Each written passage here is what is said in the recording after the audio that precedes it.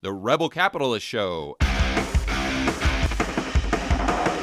There is so much going on in global macro. There's so much going on with the U.S. real estate market.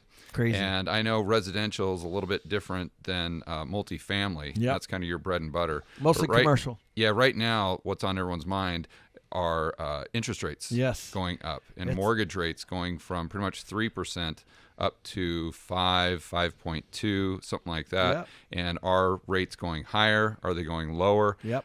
What are you seeing on your end? Because you deal directly with a lot of these bankers. We do. And then what are you seeing with maybe cap rates? Let's just go over all that stuff. Sure. Happy to do all of that. So as you know, real estate, it doesn't matter if it's residential or commercial or self-storage or whatever it is. The interest rates affect all of it. So this is a universal issue. It doesn't really matter if you're residential or your office buildings or your multifamily. And so I'm hearing the squeeze from everyone. So things are slowing down. So if we had anything in escrow, let's say for 3 months ago, which is, in the commercial world, that's pretty common. You tie something up, you do maybe a month of due diligence, you're trying to get all your financing, your debt and equity and all that stuff, and you're figuring all that out as you're proceeding toward close. On a commercial deal, you're looking at a 60, 90, even 120-day close on a lot of. So during that time, interest rates went up. Right. During that time, cap rates have gone up. So now, price is down. Yes. And so if you had something locked, let's say 60 days ago, 90 days ago, and it was based on a cash flow, and you hadn't locked your debt yet, and by the way, obviously you can go fixed rate debt or bridge debt or floating debt, obviously are the two options. And so if it's any kind of a value add, it's a floater. If it's like a coupon, of course you're going to fix because you're just waiting to get that money, and over time you're going to be fine. But any kind of a value add, you don't fix your debt because you're going to have these prepayment penalties and yield maintenance and things. So what's happening is a lot of these people that had deals in escrow or do have deals in escrow are now retrading. Yeah, right. They're retrading sellers. Yeah, you told us that story the other day about a deal that you were looking at. I think they were asking 80. And then like 2 weeks later or something, they dropped it down to 70. They took $10 million off the price. They did. Yeah. And so what happens is you think about it, it's kind of a feeding frenzy. Low interest rates brought a lot of people into the game. Easy money, bid up prices, and sellers got a bit greedy. And so it was really getting kind of obnoxious. And I've been in this game a long time. So multiple best and finals and kind of being super selective on who. And it was very much like a parade, as they try to figure out. The seller's market. 100%.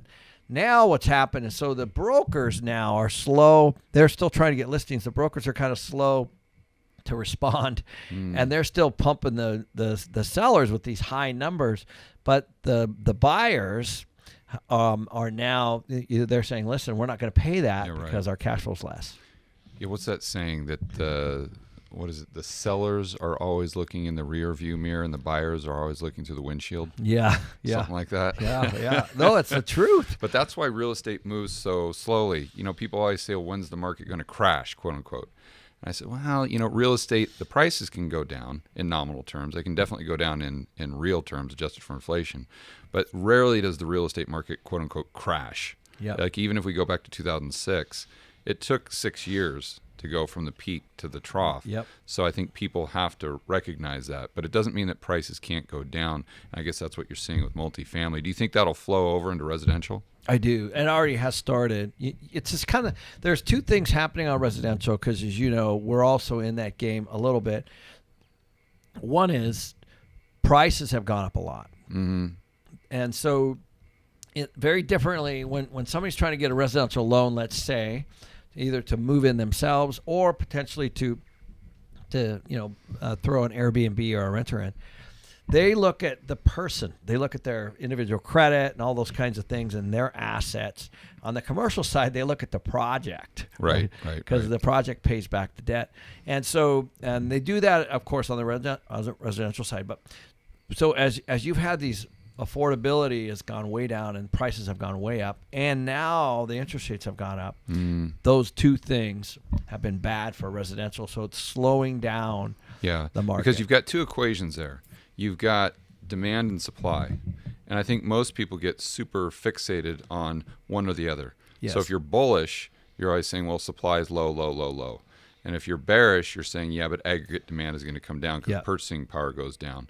But really, it's just a question of, okay, where is each line and how far is aggregate demand going to go down? And can it go down to a point where nominal prices still come down even with incredibly low supply? Because that's probably a problem that isn't going to be fixed very soon as far as more supply coming online. That's right. And when you blend the two, it actually really gets interesting.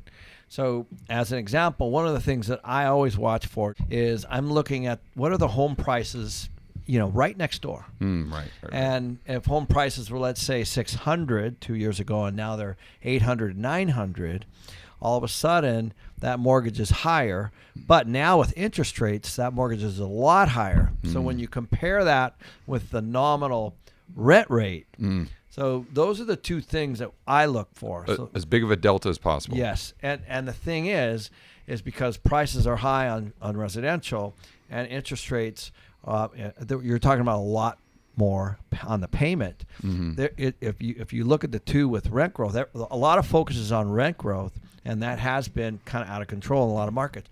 But now let's take a look at the mortgage payment growth. And so if you look at that, you can see that affordability is becoming a real problem. It's actually pushing people back into rentals. Yeah, and why you like to get those apartment complexes in those really, really good neighborhoods with single family is because those people, if they can't afford that house, they still want to send their kid to that school. That's right. That's exactly when we went to that project in Plano, Texas with our collective group, that's exactly what we were trying to do. Is the Plano school district is one of the top rated ones in Texas, and the homes in the area are $1 million plus, and so the rents are $1,500, $1,600. So people move there so they can raise a family there, and their kids can go to a great public school. Yeah, that's right.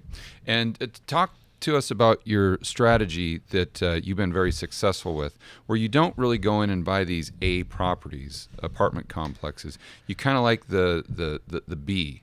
Or the B plus. I do. And I think, if I'm not mistaken, one reason is because if we do go into a recession where people have a harder time paying the rent, people are kind of going to go down the economic totem pole.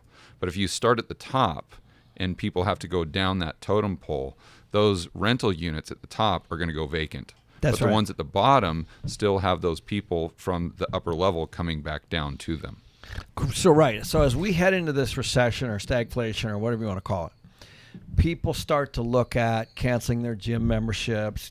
How do I save? As the landlords are increasing 200, 300, 400, let's say at the end of their leases, they start to adjust, and that's what's happening. And so, to your point, if they're in an A class community and I have a B class community in the same zip code, let's say, that's maybe 20 or 30 years older, but it's still very well maintained, new appliances, new countertops, but they can save $300 or $400 or $500 a month.